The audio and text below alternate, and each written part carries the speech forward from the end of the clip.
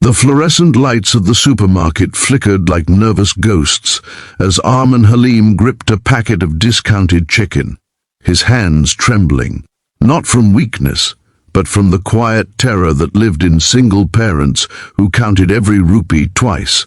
That was when he felt eyes on him, not casual eyes, not passing eyes, intense, burning eyes. He turned slowly, and there she stood, Samar Qureshi, the powerful CEO of the company he worked for, leaning toward him with a look that changed his life forever. Her lips moved, barely a breath, barely a sound. "Be my boyfriend, or lose your job." Before we go any further, if you believe in kindness, second chances, and stories that heal hearts, take a moment to like, comment, share, and subscribe to the channel Kindora Life. Your small action could help this story reach someone who desperately needs hope today. Arman's life had not fallen apart loudly. It had unraveled quietly, thread by thread, after his wife died in a road accident 2 years earlier.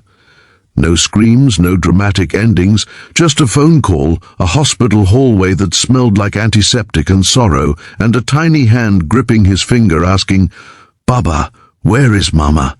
That tiny hand belonged to his 4-year-old son, Rayan, whose soft curls and wide eyes became both Arman's greatest joy and deepest ache.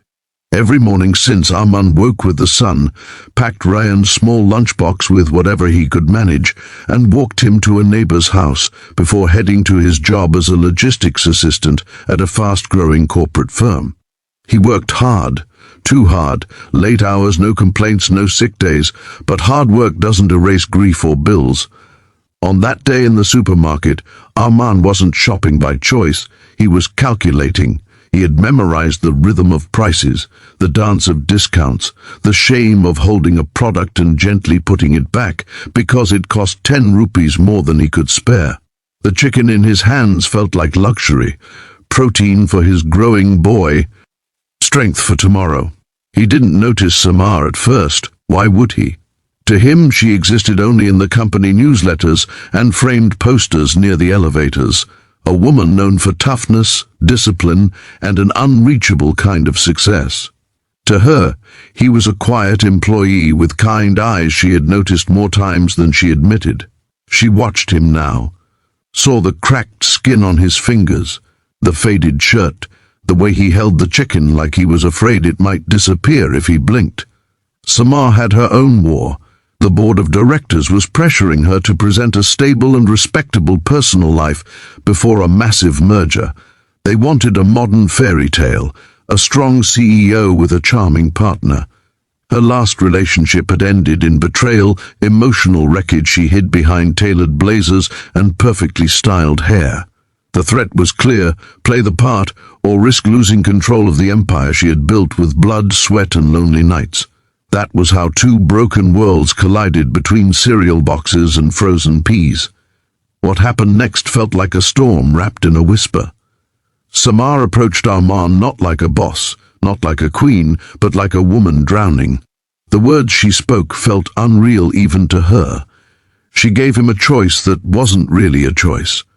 Pretend to be her boyfriend in public, attend a few events, hold her hand where cameras could see, or lose his job under the excuse of corporate restructuring. Arman didn't agree because he wanted to. He agreed because he saw Rayan's face. He saw the neighbor's tired eyes who watched his son for free. He saw the empty medicine bottle at home and the unpaid electricity bill pinned to the wall with a magnet shaped like a smiling sun. Pride is a luxury grief-stricken parents cannot afford. Their relationship began in daylight, under camera flashes and fake smiles. But something quiet shifted. Samar wasn't cold at home. She was simply tired of pretending. In the car ride, she stopped talking about business and started talking about fear.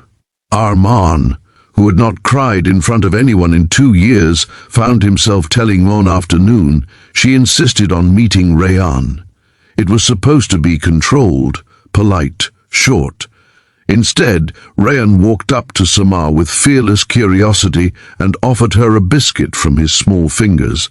In that innocent gesture, something inside Samar cracked. No boardroom applause had ever made her feel the way that simple act did. Days turned into weeks, and weeks into something neither could deny. Samar started finding reasons to visit Arman's humble home in daylight. She saw the leak in the ceiling, the broken fan, the tiny bed where Rayan slept curled like a comma, as if his little body was still waiting for a sentence to finish. Without announcing it, she fixed things, not with money tossed from afar, but with presence, with time, with gentle respect. But the world doesn't let beautiful things grow without testing them. A journalist uncovered the truth. CEO in fake relationship with employee. The headline burned through social media. The board turned furious.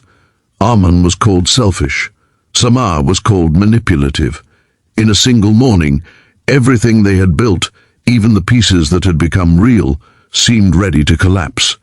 Arman prepared to disappear.